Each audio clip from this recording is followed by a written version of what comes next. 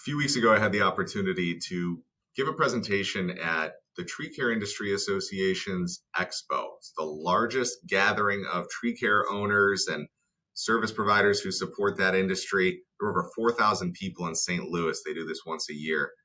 And my team and I have had the opportunity to work closely with the tree care industry over the past year or so. They're some of my favorite people in the world. They're authentic, down to earth, real. And the presentation that I gave was leveraging AI and social media to grow your business. We got into technology, AI, automation, and global freelance networks, how you can weave those into your workflow to do more with less. The recurring theme was about courageous leadership, embracing innovation and change, and taking that first step into the storm. Folks so often work in their business more than they work on their business. And it faces them or brings them a ceiling. What I found coming out of that, lots of great conversations, great questions, folks who challenged some of it, and I encourage and appreciate that as well. But there was relevance for far more than just tree care. So in part due to some requests that I had from those who attended wanting to share this with their teams or have some way of looking back and reinforcing some of the different tools and resources, created an article that you can view if that's more your style instead of watching a video. You can turn this on 1.5 speed if you like. But I wanted to make this more industry agnostic so that way everybody could find something that's most relevant for them. If you've not taken a look at ChatGPT yet or any other AI tools, if you've not used Fiverr or Upwork for freelance, if you're overwhelmed, exhausted, and feeling like you can't find enough good people or don't want to yet take that risk of investing in full-time hires, I've got some answers, right? And I don't come at this from a place of thinking I'm the expert in all things. Quite contrary. I have a learner mindset, as do all of us here.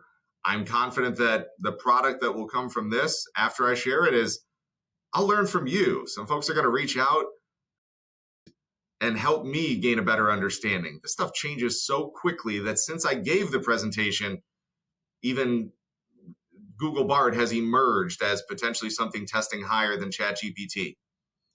The idea being, let's capture this, let's offer some additional resources, and hopefully show you a path to do things a little bit differently, work smarter, not harder in 2024, so you can elevate and give your people the focus that they deserve by focusing on the things that only you can do uniquely as the business owner. Be more the mayor, be more the future-looking leader of growth for your organization. Hope you get something out of this. Feel free to reach out to us. Check out the Into the Storm Leaders podcast. We talk a lot about this kind of stuff as well, but let's get into it. So while we're going to talk about AI, about automation, freelance networks, in its essence, this is about change management, embracing change, courageous leadership, and how to work more on your business than in your business, cost effectively growing and knowing what levers to pull to be a little more scrappy, to charge into this. At Culture Shock, we are united by a mission to discover, engage, and grow leaders. And this metaphor around a buffalo, and if you haven't heard this one before, it's sticky. It'll hang with you and show itself in some moments that are probably drive you a little nuts because you'll realize you could act more like a buffalo sometimes and get a better outcome. When a storm approaches, cows will hide. They'll run, try to get away from the storm. They never do, successfully at least. It just prolongs their time in pain. If you've ever driven down the highway, going the same direction as a storm, you know what I'm talking about. That feeling of the storm chasing you, like you can't get away from it. Buffalo, on the other hand, they do the opposite. As a species, it's been recorded that they will turn towards and charge into and through that storm, knowing that they're going to reach sunny skies faster. That's a hell of a metaphor, because the same is true in business, in leadership, in life. If we deal with the uncomfortable things, we get to a better outcome faster. Having a tough accountability conversation, letting go of a toxic top performer, taking ownership for your mistakes instead of blame, complain, or defending. Even telling someone what they need to hear though it's not what they want to hear. Or, for today's topic, embracing technology. They can be uncomfortable, they can be scary, even downright painful at first, but they get you to where you want to go faster. I'm sure if you pause for a moment and think about times where you kicked the can down the road or avoided something, you later thought to yourself, if I'd only dealt with that sooner, it wouldn't have become such an issue. Or that wasn't nearly as big of an issue as I built it up to be in my mind. That recurring theme is going to be present today, but it isn't everything that we do. We believe that courageous leadership is at the center of the healthiest cultures, and that's the sort of work that we do. My goal is that you walk out of this with the knowledge and courage to charge into your storm and start doing things a little bit differently. Your team will thank you, so will your balance sheet. So a quick story, 2 business owners. We've got John and Alex.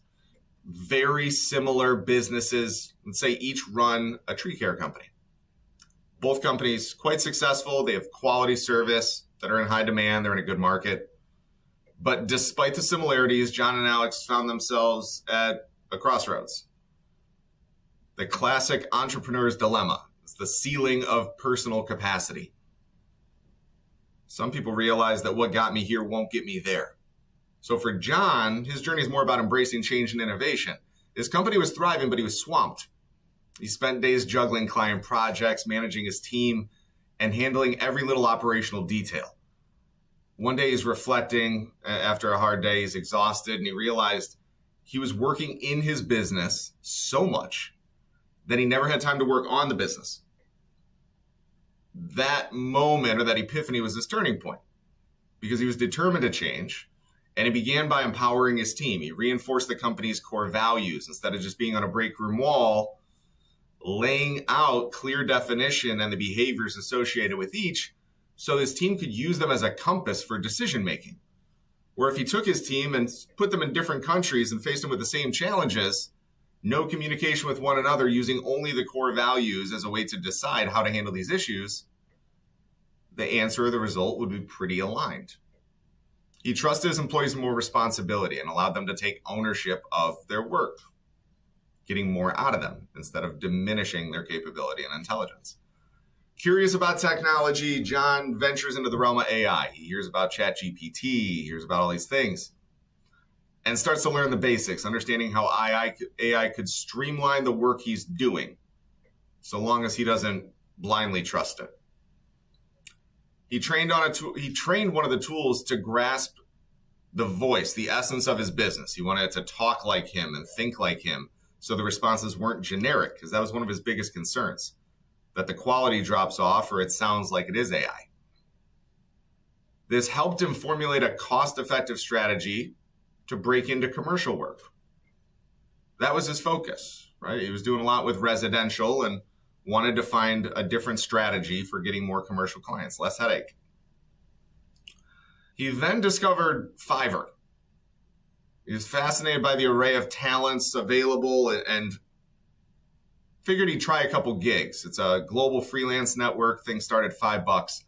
So figured, what do I have to lose? Spend a couple bucks and try to find someone trustworthy who's talented, specialized in what they do, that I don't have time to learn. I'm capable, but don't want to do it myself. So he quickly established rapport with a couple freelancers who he started to do some recurring work with. They took over his social media management, business development, helped him find leads and contact information for his target accounts. Even set up automation for email campaigns and such that saved him hours of manual work and allowed him reach that he never had on his own. He didn't have a nephew who knew marketing. He didn't want to pay for an agency, but knew that was part of the recipe. The final piece for him was diving into digital marketing itself. And though he had a little bit of trepidation, he figured, I'm going to start by boosting a few Facebook posts. I can spend $20, choose a radius, who I wanted to target, and promote some awareness that way, because he'd seen a comparison about how that's going to go a lot further than, say, putting up a banner at the local high school. To his delight, not only did he generate new sales leads, but he started to use this to showcase his company's culture, treating recruiting more like marketing than legal, and attracted more skilled talent that was more aligned, who wanted to grow with the company. Alex's path a little different. Stagnation, familiarity, comfort. So while he saw his friend John, he had a mix of skepticism and even envy. Like John, Alex was too overwhelmed with day-to-day running of the business. He saw his friend's newfound success, but couldn't overcome his apprehension towards these unconventional methods of delegating. To Alex, these tools seem too complex, irrelevant for his business. These things work for agencies, for technology companies, but it works in tree care. So he continued on his familiar path, convinced that his hands-on involvement was indispensable. It's the only way to maintain quality. Dismissed the idea of empowering his team or exploring AI and digital, and believed his current way of doing things, though exhausting, was the only way to maintain control and that high level of quality. As time passed, his business plateaued. He watched as John flourished, expanding into new markets, breaking into commercial accounts, and seemingly attracting top talent in some way that he couldn't really understand. His team was now more engaged and proactive, while Alex found himself trapped in this endless cycle of operational tasks, unable to break free and grow his business, constantly losing people, having to retrain those people, and not really having the business or the processes or the capacity to do it. Moral of the story: with John and Alex, it's a powerful lesson because it highlights the importance of adaptability, the willingness to delegate, and the courage to embrace new technologies. While John broke through his growth ceiling by empowering his team and integrating AI, Alex's reluctance to change limited his company's potential. In the end, John's story is a testament to the power of transformation and the value of stepping into the storm of emerging technology and innovation. Much like the buffalo, getting to better outcomes faster. I started there because that frames what I hope you get out of the rest of this. And you can be more like John coming out of this. If you take one thing and do it differently, it's still a win. Feel free to put this on 1.5 times speed if you like. I just want to make sure you get something relevant for you, and I'm going to hit quite a bunch. So you know who I am. My name is Joe Jurek. I'm the growth leader here at Culture Shock. An unconventional journey, if you're familiar with an EKG machine or that diagram up there. Lots of trials and tribulations, highs and lows, worked with large organizations, worked with a few startups and software as a service and the energy sector, ultimately found a place where I can live this EOS life. EOS stands for Entrepreneurial Operating System. That's do what you love with people you love. Make a huge difference. Be fairly compensated with enough time for other passions. Seems too good to be true, right? It sounds great. We all want to get there, but I'm fortunate because my team at Culture Shock holds me accountable to it. I leaned a little bit too far in my previous ventures and luckily caught it soon enough, thanks to my wife, before I lost myself. And I realized that a lot of what we talk about today was a big component of it, but so was recognition of that EOS life and who I surround myself with. I say that and tell you a little bit about Culture Shock so you know who we are and what we do. And it does set the stage for this a little bit, so you know where I'm coming from with some of my sentiments here. I approach this much more as a learner and curious than as any so-called expert on any of these things, because the only thing I know is that I don't know shit. I'll learn more tomorrow, and especially on a topic like this, it has changed 5 times since I initially signed up to give that presentation, and a few times even since I gave it. What we do at Culture Shock is help companies compete on culture. We started as a team of EOS implementers, which if you've not heard of it and you're an entrepreneur, read the book Traction or Get a Grip by Gino Wickman. It's incredible. And it's almost frustrating how it simplifies these basic concepts and organizes them in this elegant way. It's things that we fundamentally know that we didn't necessarily have the language, the system, or tools to do, but it helps business owners get extreme clarity on their vision and healthy traction as they grow by setting transparent goals, being maniacally focused on having the right person in the right seat. You get the idea. Read more if you're interested in it. We couple that with Colby and Working Genius because those help us understand how people most naturally get shit done, their instinctive way of doing. So for better team assembly, better hiring, better job fulfillment from individuals, when I took these, it was both validating because my high quick start or initiating quick start, I perceived that as something that was a weakness for a long time.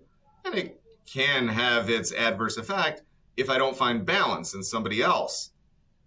But I can rather celebrate the strength of what it allows me to do. I may chase after shiny objects and see squirrels all over the place, but that also helps me innovate and create a little bit faster. Where it really made a difference in my life and has for many clients is recognition that while we can do anything, some things are going to cause us more stress than they do bring us energy. And we need balance in our team in order to maximize our effectiveness. We need that counterpoint of somebody who will reel us back in and keep us focused on that vision. We filled in the gaps with something called Into the Storm Leaders. For second and third layer leaders, we have a 10-day program to get people executive ready. That is unconventional, to say the least. But it's not a professor-led theoretical program. It's learning through discussion, through real-world application, through almost a train-the-trainer session on things like trust, communication, delegation, and how to create a culture of positive accountability, because accountability should be a service or a gift. And then we do deep dives where we really examine every pillar of culture at an organization so we can offer a more heartfelt, thoughtful recommendation as to how to make it better through ongoing efforts, through communication. It's enough about that. I wanted you to know where we're coming from. So you're probably thinking, why the hell am I here talking about AI? Why are we talking about technology? Embracing change and innovation is a characteristic of courageous leadership, which I said is at the center of the healthiest cultures. Less conventional methods of delegation, like artificial intelligence, automation, and incorporating freelance networks into your workflow enable you to focus on the parts of the business where you contribute the most unique value that only you can do. Plus, I'm a nerd. I run marketing for Culture Shock, and I've leveraged these techniques to scale 4 businesses prior to this, 3 prior to this, and seen countless other clients do the same. I'll keep this quick, but what I'd want you to expect from me, I'm not an affiliate. I'm not getting paid for any of the examples or resources that I share. I fully anticipate that in the conversations I have with you after this, I will learn from you in return. No bullshit. My goal is just to simplify the overwhelm with some tangible first steps that you can take. What I'd hope you bring to maximize your success, be a buffalo, charge into this, think about the big picture, and just commit, most importantly, to doing something with this. I'll lay out a way that I think will be helpful at the end of this presentation.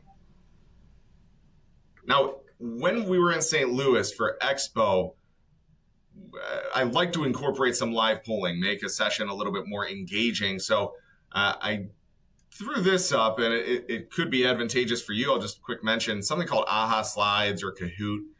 It's just a more interactive way to give a presentation because it allows the audience to weigh in through trivia, through what have you. But we did some live polling. And to get an idea of this industry and the folks that were in attendance, we saw that 33% of the room had a Facebook page, 26% Instagram, 15% LinkedIn. 58% had advertised on Facebook. 40% have a person on the team primarily dedicated to marketing or recruiting. 31% said kinda. Only 23% of the room had ever used a freelance network like Fiverr or Upwork. And about 10% of the group were paying the $20 a month for ChatGPT-4 already. Another 40% had used the free version, and 30% of the room saying they'd never even heard of her. Gave me a good baseline, and what I found in talking to others, this is a pretty common breakdown in a lot of different industries. That helped inform how I did the rest of this presentation. But the point that I want to make here is that whether you've seen it, whether you've used it, whether you're leveraging any of these things or not, you haven't missed the boat. The reality is The overwhelming majority of folks have never seen or used it yet. So if you were to start today, you'd still be an early adopter in a sense, especially if you can find a way to mix these different components into your workflow. So does it make sense to approach things that are new and different with some level of caution? Yes. Would it be irresponsible to turn your business that you've worked so hard to build and put so much of your heart and mind into over to a machine? Of course. Without knowing how to steer a car, you're going to get some wonky results like these guys and their green sludge, or this deformed Elon Musk ballerina masterpiece, or Tom Hanks tripping on acid in a grocery store. I don't know. You're not going to get the result you want. And I like to address that because that's not what I'm recommending. Reckless reliance is not the answer or the way to embrace tech. But if we hide, ignore, or run from it, the problem won't just go away on its own. We'll likely look back when we do eventually, inevitably, start using these tools and think, that wasn't as bad as I thought, or I just wish I'd done it sooner. This isn't Terminator or Skynet, at least not yet, and fearful avoidance isn't the way either. For a pit stop, time to refuel and change tires. Lou Moore himself changes the tires. Only 4 crew members, including the driver, are allowed to work on the car. It's the 10th.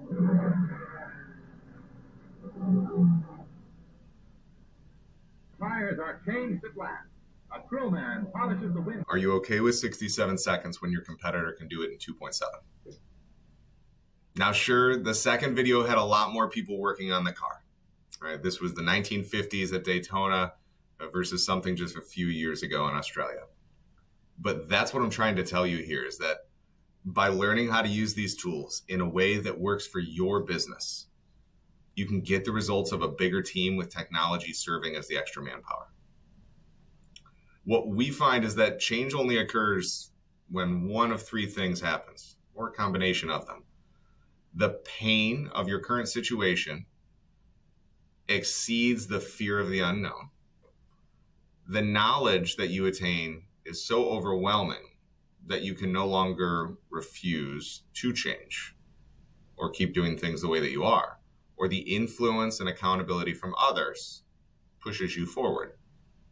When you have a combination of these things, it makes it easiest. And I'm hoping, I never hope for you to have pain, but I'm hoping that the knowledge that you take from this gets you excited, makes you curious, and that you're sharing with others through this accountability partner program I'll share at the end is a way for that influence, that third measurement or method of change occurs. So is there a happy medium where you explore possibilities of leveraging tech in your business to delegate without sacrificing the humanity that makes your company who you've shaped it to be? Hell yes, there is. I'd say let's agree on a cautious embrace as we go forward.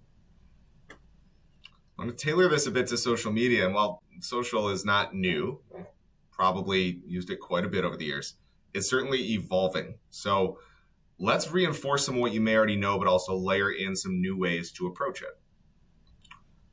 This breakdown of different social platforms is probably something, again, that most of you already know or have a good idea around.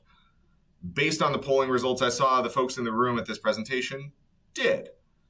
In the space that Tree Care operates in, and many small service-based businesses, Facebook is king for B2C or direct-to-consumer, while LinkedIn gets the edge for B2B.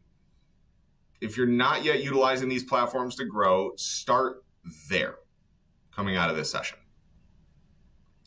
Now, when we're talking about not just posting, but cost-effective business growth through advertising, this is a great comparison to see how traditional versus digital stacks up.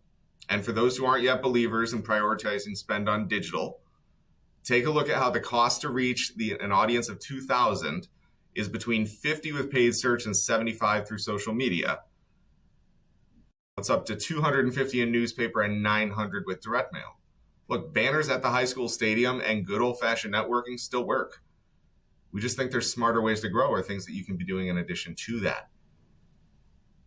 Now, In that breakdown by social platform, we see that some others are right in line or even less expensive than Facebook and LinkedIn. So feel free to start there if you like, but for simplicity's sake, I say stick with Facebook and LinkedIn for now, depending on if you're trying to go to consumers or more of a commercial B2B audience. I'll pause this for a moment because Facebook in particular makes it incredibly simple to get your message out locally. And this isn't just limited to promotions or education and awareness. If you start treating your HR and recruiting more like marketing than legal, you will quickly find that being unapologetic about your core values and boosting posts about your culture and job openings yields far better results than you're likely seeing. We have to be ourselves. Otherwise, that's where mistrust occurs. And even if you're quirky and weird as an organization, you got some things that are uniquely you, that word unapologetic, I hope, sticks with you. Because that's such a crucial aspect. Be authentic in who you are, and it's a magnetic thing. You're going to attract those who have similar core values, and you're going to turn away those that don't. But you figure that out a lot sooner. Here's a quick video for how to boost your first post on Facebook. What does it mean to boost a post on Facebook? Boosting a post on Facebook helps you to expand your audience beyond the people who already like your page. This gives you the opportunity to get in front of people who are outside of your immediate following and potentially get the social snowball rolling.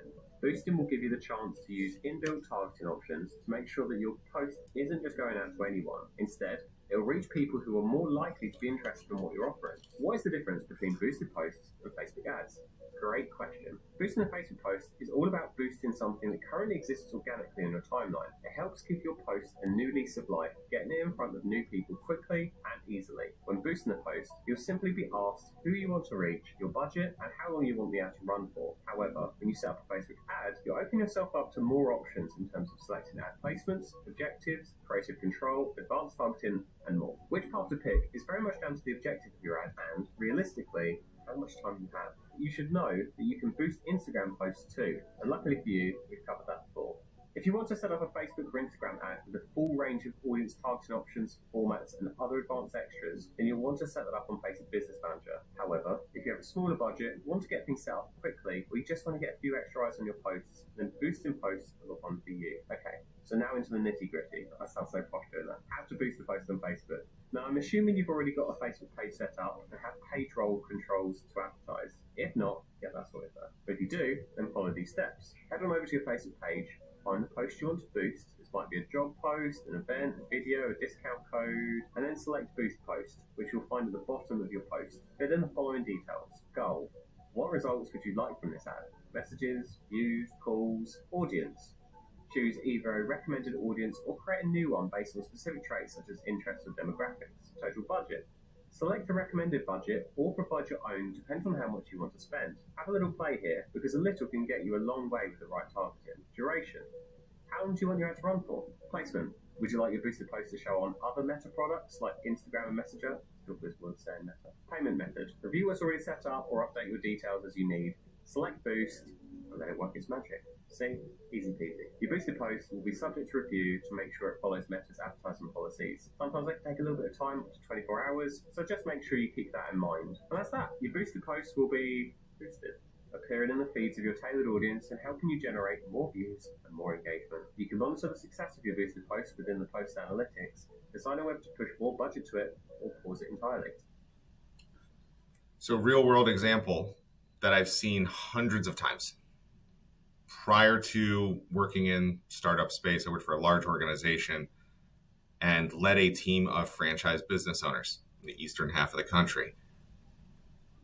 By leveraging Fiverr, which you'll see in just a moment, to create whiteboard animation videos or sliders like a presentation deck, graphic design documents, flyers, collateral, and then boosting that on Facebook for, no joke, 20, 40, 50 bucks. I've seen people walk in the door hours later. Now, are the results exact? No. But when you're talking that level of spend, is it worth trying if you haven't already? Hell yes. And the way that these two things go together, social and freelancers, is pretty incredible. Because hiring a full-time person on your team has a much greater cost. And that's what I want to hit on next. If you see the value here, but you don't have capacity and aren't in a place to hire somebody for it, that's where freelance networks and automation come in. It's nearly 2024, and this gig economy is not going away. More and more people are becoming freelancers and listing their specialized services on global freelance marketplaces like Fiverr and Upwork. Is there a language barrier sometimes? Sure. Does it take effort to give creative direction when working to find a freelancer suitable for ongoing work? Yeah. But if you treat this process similar to how you inform AI, you can build a company profile guide that you share as part of a repeatable way of quickly getting others up to speed for better results. What's funny is that it almost seems like that would be helpful with new hires and existing employees too. I put together a templated company profile example that you can download at the end of this and fill in to use for this very purpose. Getting alignment, getting people up to speed from your branding to your vision, your values. Frankly, going through that exercise might be the most valuable thing that you hear me say. We think that we have clarity about our business and that others are on the same page, but when we're forced to put pen to paper, we often realize we've not documented our processes properly, that we've not milestoned our short and long-term goals, or even defined behaviors associated with our core values in a way that allows others to make decisions based on the same compass as we do. Yeah, start with filling that out first, then everything else is going to be easy. If you already operate on EOS, this will be simple. You can copy a lot of the info straight over from your VTO document. Now look, whether you want a happy birthday video sent from a clown, company and contact info for 1,000 decision makers so you can break into commercial work, or someone to manage your social media and create articles that are relevant for your target audience. You'll find it on Fiverr, and there's likely an option that starts at $5. The other things mentioned here over on the left, the freelance, those are all marketplaces. It's that gig economy, like I said. Over on the right, Zapier is a class leader that essentially makes two systems or 10 talk to each other. So when you hear about automation and if things don't integrate properly or there's not an API for that, Zapier typically has a way to do it. Jasper is a slightly refined version of ChatGPT specifically for marketing and copywriting. And Canva is just straight up magic for creating flyers, presentations, editing photos, videos. I think it's $12 a month for the pro version. There's a free version as well. It's the easiest platform I've ever used. That's what you're seeing this presentation in today. Recording it in Loom and then built it in Canva rather than PowerPoint. But you don't ever need to touch it if you don't want to, if you just want to pay somebody a few dollars on Fiverr to do it for you. Hi, we're Fiverr, a global marketplace connecting individuals and businesses with freelancers offering thousands of digital services. Graphic design, web development, video editing, e-commerce marketing. You name it, there's a professional freelancer ready to make it happen. Filter your search by the service needed, budget, timeline, and boom. Fiverr provides a list of talented freelancers to meet your specific needs. Always know what you'll pay up front. No hourly rates, just project-based pricing. And because payment isn't released until you approve the work, you can rest assured that you'll be satisfied with the quality and get exactly what you want. Our support team is always available to answer questions or offer assistance when you need it. With the whole world of freelance talent at your fingertips, what might you achieve? Join today and find out. Fiverr. It starts here. The scariest part is usually the first step. I hope that seeing the front door helps, which is why I show you a quick overview video. When I committed, wanted you to expect simplification of the overwhelm, this could very well be the one thing you take away or one of the first steps that you do take, whether it's boosting a post, hiring somebody through Fiverr, or booting up ChatGPT for the first time and taking it for a spin. There's a free version. There's a couple different versions of it out there. There's ChatGPT 3.5 is open. It means that you can go on there right now at chat.openai.com and start prompting it, testing it, seeing what it can do. The limitation that I've found with that is that you need to train it each time you start a conversation. It doesn't retain that knowledge about you. Now, if you copy and paste the example profile template that I'll share with you at the end of this, it makes that fairly easy. You're no longer writing it each time, you're just copy and pasting it from a Word doc over. So that way all the responses are based on what you feed it. These things are only as smart as we inform them to be. There are some other options though.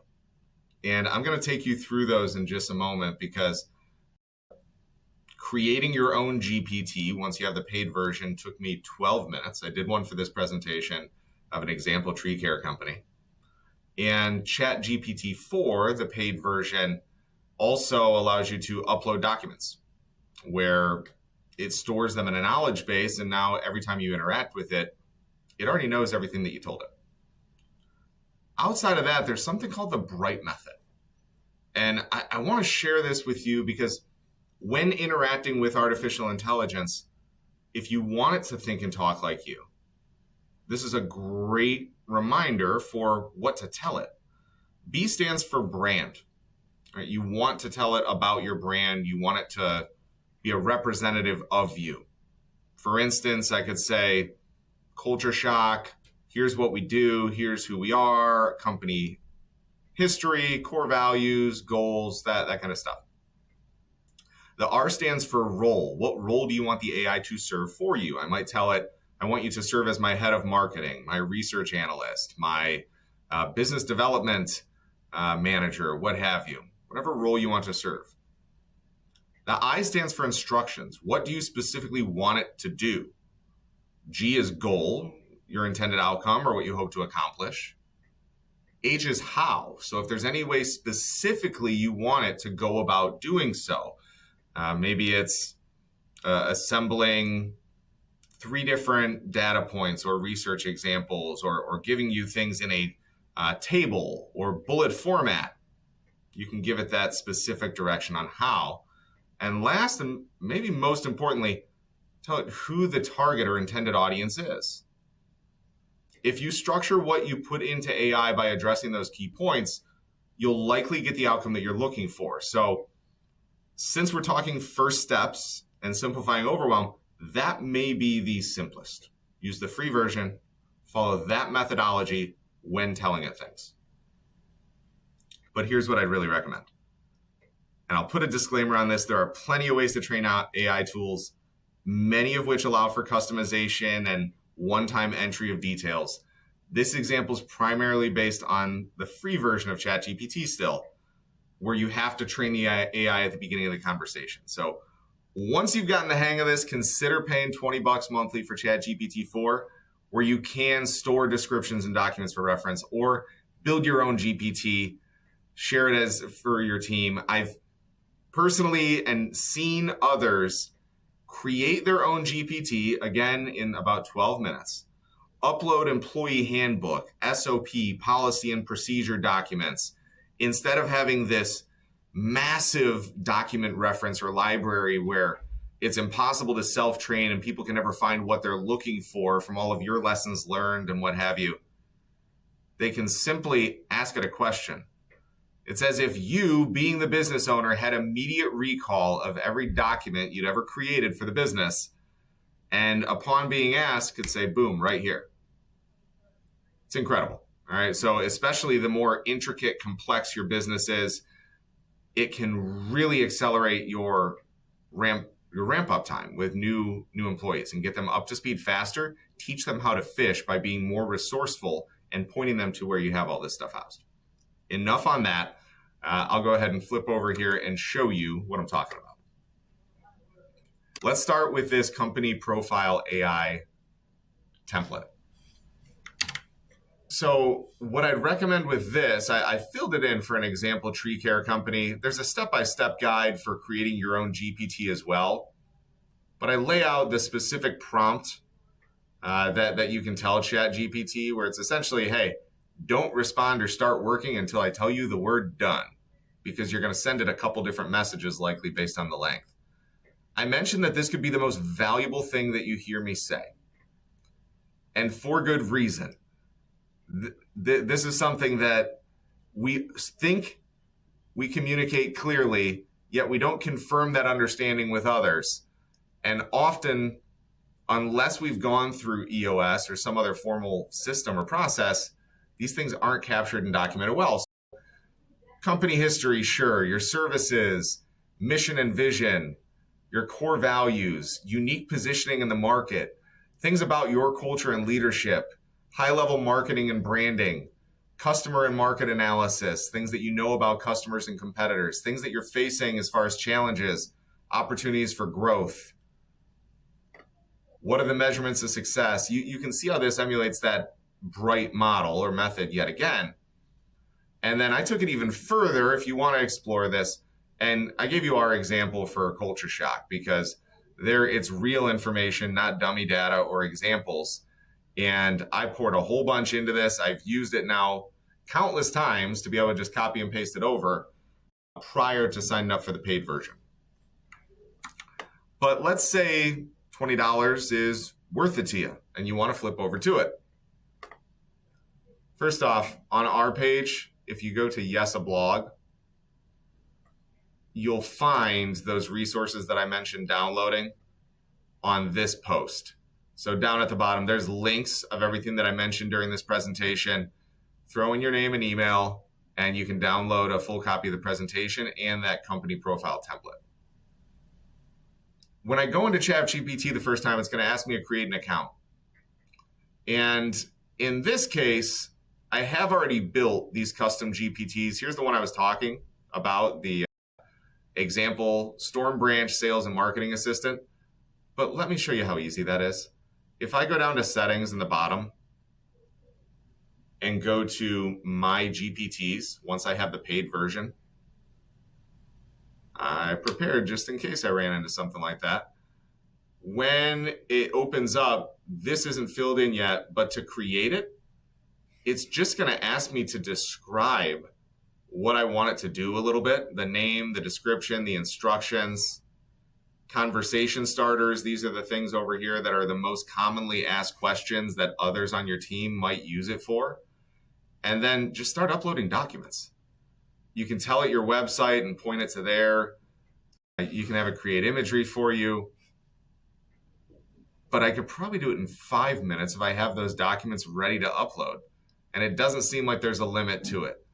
Some of you watching this surely know more than I do and can tell me otherwise. Hell, things are changing so often that Google released Bard, or that has emerged at least, and is being stated to rank or perform higher than even ChatGPT has. But for the sake of simplicity, I wanted to show you this because now that I have built this, or even just gone into ChatGPT, I can simply say something along the lines of let's use that bright method. It already knows my brand. I'm going to tell it to serve as my head of marketing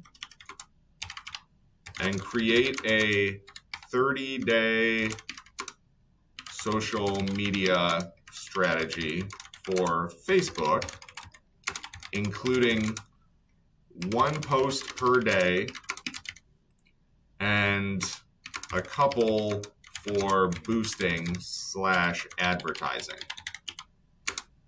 Now, what I will tell you, and the reason we do this live, is because when you don't get the answer you want, don't accept it. Right? It's only as smart as we tell it to be. So a lot of times you have to say, no, do this again like this. Do this again with more context. And in this case, you see where it's giving me kind of an outline. I specifically want the posts so that way I can copy and paste them or set up some sort of automation. Now, I could tell it I want some of the posts to be educational. I want some of them to be straight helpful content.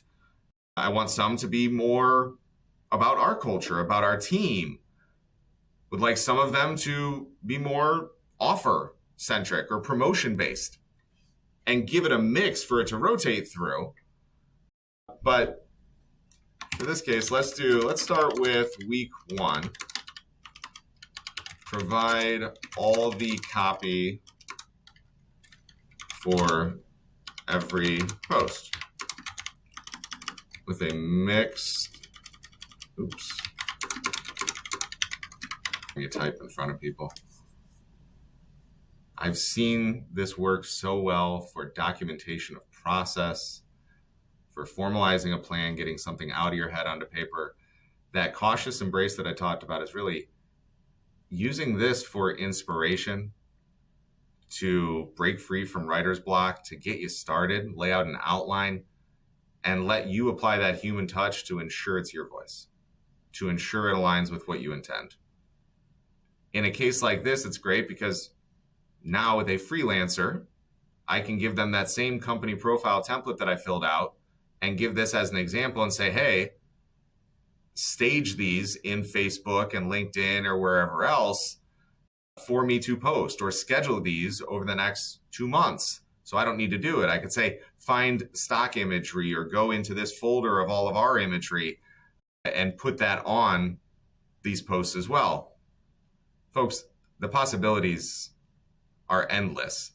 Often it's that first step, seeing the front door, that limits us. So I hope that even this quick review of the platform itself makes it seem a little less scary.